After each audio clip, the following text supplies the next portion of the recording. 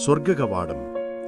സ്നേഹമുള്ളവരെ, സിമിത്തേരി എന്ന് കേൾക്കുമ്പോൾ നമ്മുടെ മനസ്സിലേക്ക് വരുന്ന ചിന്ത മരിച്ചവരെ അടക്കുന്ന സ്ഥലം, ഭീതിജനകമായൊരിടം എന്നൊക്കെയാണ്. എന്നാൽ ഇവിടം ഭയപ്പെടുത്തുന്നിടം എന്നതിനേക്കാൾ പ്രത്യാശ നൽകുന്ന ഇടമാണ്. മരിച്ച് മൺമറഞ്ഞുപോയവരെ, മനസ്സിൽ മറവു ചെയ്തവരെ ഓർത്തെടുത്ത് അവർക്ക് ജീവൻ നൽകുന്ന സുന്ദരമായ ഇടമാണിത്. അതുകൊണ്ടാണ് സിമിത്തേരിയുടെ പ്രവേശന കവാടത്തിൽ സ്വർഗകവാടമെന്ന പ്രത്യാശയുടെ ബോർഡ് സ്ഥാപിച്ചിരിക്കുക. നമുക്കിത് വിശുദ്ധ സ്ഥലമാണ്.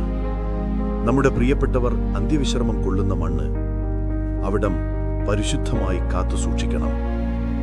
ഫ്രാൻസിസ്കൻ ആത്മായ സഭയുടെ നേതൃത്വത്തിൽ മാസത്തിലൊരിക്കൽ സിമിത്തേരി അടിച്ചുവാരി തുടച്ച് വൃത്തിയാക്കുന്നുണ്ട്. ഈ അവസരത്തിൽ അവരോട് പ്രത്യേകം നന്ദി പറയുകയാണ്. ഇത് ഒരു സംഘടനയുടെ മാത്രം ഉത്തരവാദിത്തമല്ല, നമ്മൾ ഓരോരുത്തരുടെയും ഉത്തരവാദിത്തമാണ്. നമ്മുടെ പ്രിയപ്പെട്ടവരുടെ കുഴിമാടം വൃത്തിയായി സൂക്ഷിക്കുക എന്നുള്ളത്. അവിടെ പുല്ലുമുളച്ച് കാട് കയറാൻ അനുവദിക്കരുത്. ചീഞ്ഞതും ഉണങ്ങിയതുമായ പൂക്കളും അവശിഷ്ടങ്ങളും അവിടെ ഉണ്ടാകരുത്. നമ്മുടെ പ്രിയപ്പെട്ടവർ അന്ത്യവിശ്രമം കൊള്ളുന്ന ഇടം പരിശുദ്ധമായി സൂക്ഷിക്കാൻ ശ്രമിക്കാം. മരിക്കുന്നവരെല്ലാം ദൈവത്തെ മുഖാമുഖം ദർശിക്കാൻ തക്ക യോഗ്യതയുള്ളവരായിരിക്കണമെന്നില്ല. അതേസമയം ശപിക്കപ്പെട്ട ആത്മാക്കളുടെ കൂട്ടത്തിൽ തള്ളപ്പെടാൻ മാത്രം പാപം എല്ലാവരിലും ഉണ്ടായിരിക്കുകയില്ല. അതിനാൽ മരിക്കുന്നവരിൽ ചിലർ ദൈവത്തെ സ്നേഹിക്കുന്നവരായിരിക്കും. എന്നാൽ അവർ തങ്ങളുടെ പാപങ്ങൾക്ക് പൂർണ്ണ പരിഹാരം ചെയ്തിട്ടില്ലെന്ന് വരാം.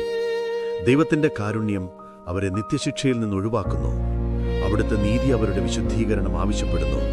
അതിനാൽ സ്വർഗത്തിനും നരകത്തിനും ഇടയ്ക്ക് ശുദ്ധീകരണ സ്ഥലം ഉണ്ട് എന്ന് സഭ പഠിപ്പിക്കുന്നു.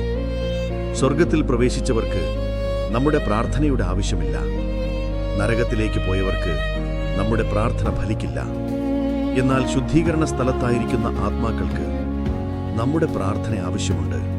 അതുകൊണ്ട് നവംബർ മാസത്തിൽ മാത്രമല്ല, എല്ലാ ദിവസവും അവർക്കു വേണ്ടി പ്രാർത്ഥിക്കാം, ബലികൾ അർപ്പിക്കാം, ത്യാഗപ്രവൃത്തികൾ കാഴ്ചവയ്ക്കാം.